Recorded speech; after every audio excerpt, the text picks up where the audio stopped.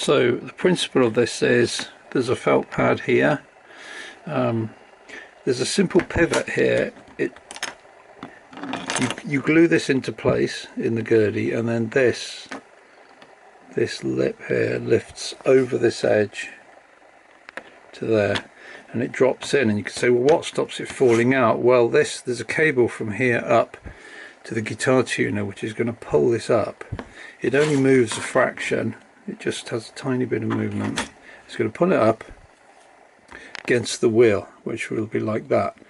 There isn't actually room for this to disengage itself unless you slacken the cable right off. Right, so here's my general development prototype. We need to, what do we need to do? You need to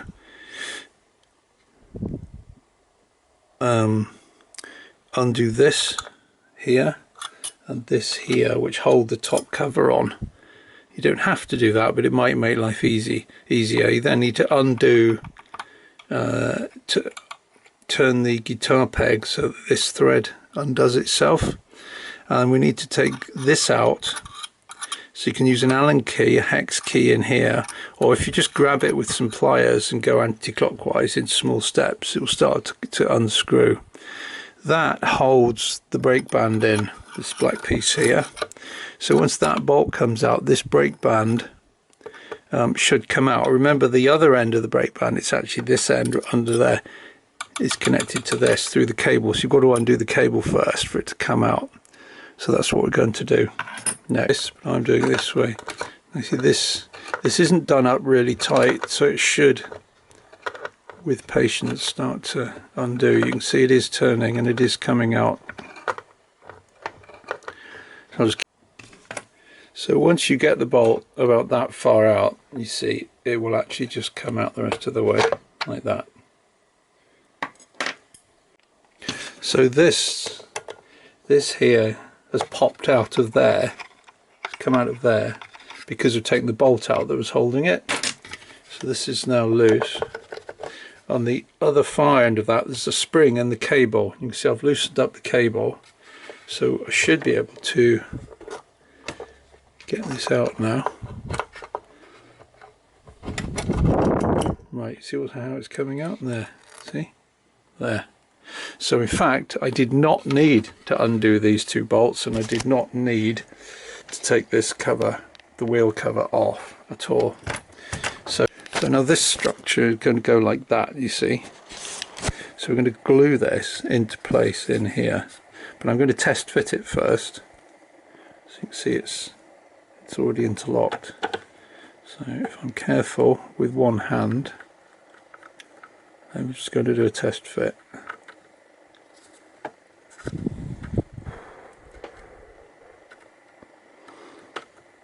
So that's in place.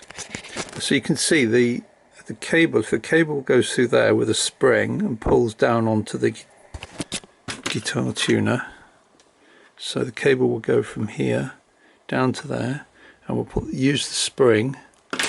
This spring, we'll keep that. It will pull the pad down onto the wheel. This hole is so you can see the pad wear, just about, as it wears down. And what I would recommend is that you glue this in. You put the glue here on that, you push this all the way in, then as you tighten up the cable, the curved part of the pad will seat itself on the wheel, and then that is the correct position that you want it in, basically, isn't it, if you think about it? So that's the position to glue it. Glue this. So I've pulled this out of here, which releases the spring with the cable attached to it, and I've just bent the loop a little tighter here. So that's going to go in there like that, and we're going to put a tiny bolt through there to hold it. So this is a M2.5 bolt, and you'll see now that we'll pull that onto the brake drum. I'm going to put a tiny dab of glue on there. We don't want this to work loose. Don't do this up really tight because you'll just snap the 3D print you just want a blob of glue each end to stop it unwinding. Right, I've got this cable started, got on the guitar tuner. It's winding inwards that way, not out this way, obviously. And I'm going to just tuck this now in here.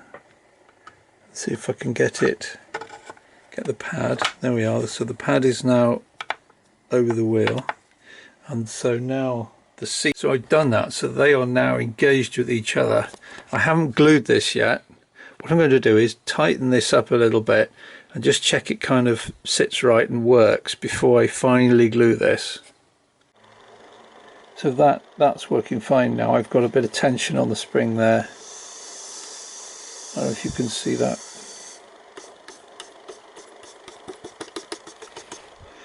And this can move a tiny bit up and down to allow for any slight offset of the wheel. It's not perfectly round. You can see there's about 0.5 millimeter of travel there. So I've just beefed up some of these parts. Now in fact it will work even if you don't glue this, because it tends to stay in position. So if I crank, you'll see.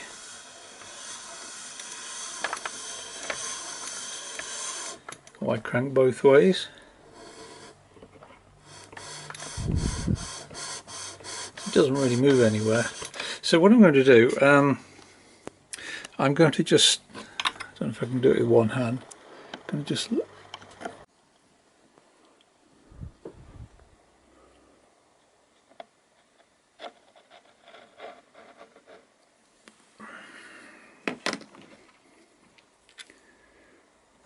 massage it down a bit with this snapped off cotton bud.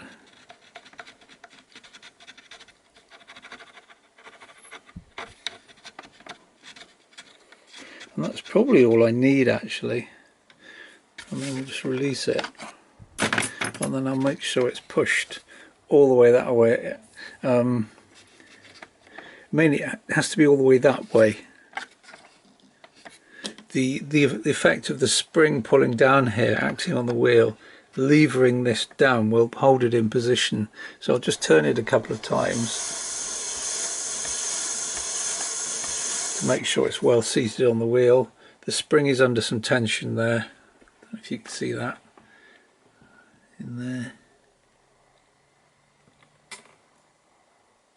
See how I've done that there. And you've got the window where you can see the pad wear. Once this is glued in place, you can still, when you slacken off the spring, jiggle this around and get that to lift out and come out. So if it does wear out, you can replace. The pad material is this stuff. You can get it in sheets. It's for putting under furniture that rests on wooden floors, and the stuff you need is, it's like a really dense felt, and it's 5 millimeters thick. That's the thickness you want, and it's self-adhesive as well. So here's the one I made earlier. You can see, you just stick it on. In fact, the fact that there's a bit projecting, just a fraction of a mil, means if it is rubbing against the wooden bulkhead here, it doesn't make any noise. If it moves slightly, there's no plastic scratching on the wood. You just got this here. So that works quite well. You may ask, why didn't I design a hinge? Why didn't I just have a hinge here instead of this strange lever system? The reason is it only has to move a small amount, and I think this will last longer, to be honest. Especially, I should probably lubricate it slightly. And lastly, you need to be able to get it out if there's a fault or a problem or the pad wears out. If you've got a bolt through here, a nut on the back that you can't reach, and a bolt head that's impossible to reach as well, it's actually easier to do it like this. So you wiggle it up and then lift it out and slide it that way, and it'll come out, you see. So that's the reason I've done it like that. Simple but effective. And you may ask, why have I made it this long when the arm is only about that wide? It's to is to reduce the side-to-side wobble. By making this slot longer, I more or less completely remove that